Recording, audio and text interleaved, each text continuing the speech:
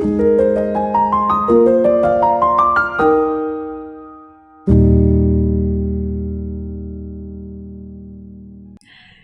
Bapak Ibu Saudara, apa kabarnya? Senang sekali kita bisa berjumpa melalui program Sapaan Gembala.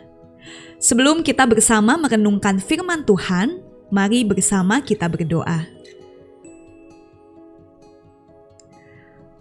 Kami bersyukur bahwa pada saat ini, kami kembali diberikan kesempatan untuk merenungkan firman-Mu. Biarlah firman-Mu dapat bertumbuh dan berbuah melalui laku kehidupan kami. Terima kasih Tuhan, dalam Kristus Yesus kami berdoa. Amin. Saudara, bacaan perenungan kita pada hari ini diambil dari Lukas pasal 8 ayat 4 hingga 15. Saudara bisa membaca keseluruhan ayat ini di tempat masing-masing. Tetapi saya akan membacakan ayat 15 bagi kita sekalian. Yang jatuh di tanah yang baik itu ialah orang yang setelah mendengar firman itu, menyimpannya dalam hati yang baik dan mengeluarkan buah dalam ketekunan. Saudara, satu kali saya memberikan sebuah kejutan dengan berkunjung ke rumah seorang kerabat pada akhir pekan. Nah, ketika saya berkunjung ke rumah ibu ini, sang ibu ternyata sedang melakukan aktivitas di halaman pada bagian belakang rumahnya. Maka saya menghampiri ibu itu dan bertanya, "Tante, sedang apa di sini?" Lalu ibu tersebut menjawab, "Oh, Tante mau menjadikan halaman ini sebagai kebun. Tante mau menanam sayur-sayuran dan buah-buahan di sini untuk mengisi waktu luang. Nah, supaya nanti tanamannya bisa tumbuh dan berbuah, Tante mempersiapkan dulu tanahnya di sini, biar tanahnya baik dan subur." Nah, saudara, sejujurnya saya bukan orang yang suka berkebun atau menanam. Maka dari percakapan tadi, saya belajar bahwa tanah yang subur itu ternyata menjadi salah satu faktor penting bagi tanaman. Tanpa tanah yang subur, benih yang sangat baik sekalipun tidak dapat tumbuh dan berbuah dengan maksimal.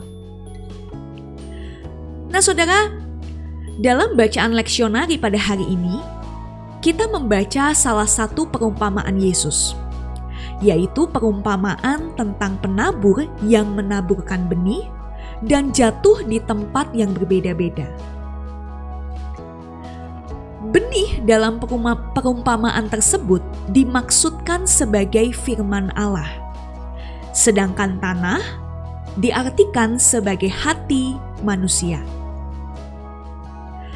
Dan kita dapat melihat dalam perumpamaan ini bahwa hanya benih yang jatuh di tanah yang baik, maka ia akan berbuah.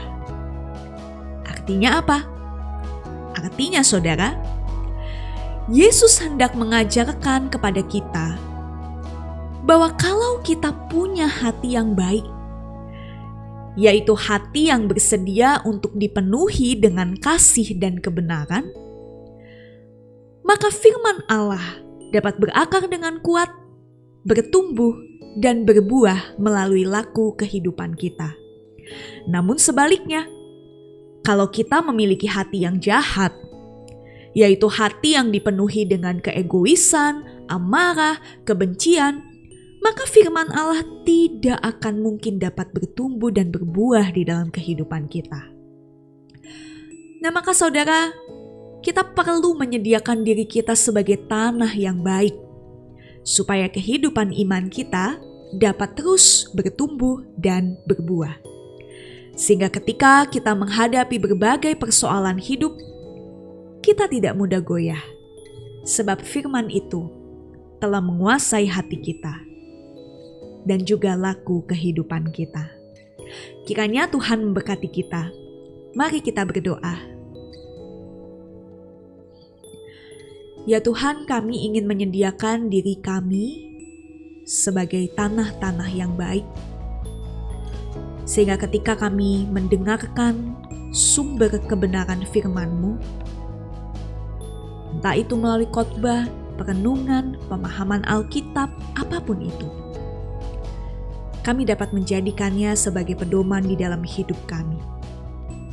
Namun, tentu kami juga memohon hikmat Tuhan, supaya kami tidak tersesat, kami tidak dipengaruhi oleh ajaran-ajaran palsu yang justru semakin membuat kami menjauh dari kebenaran-Mu.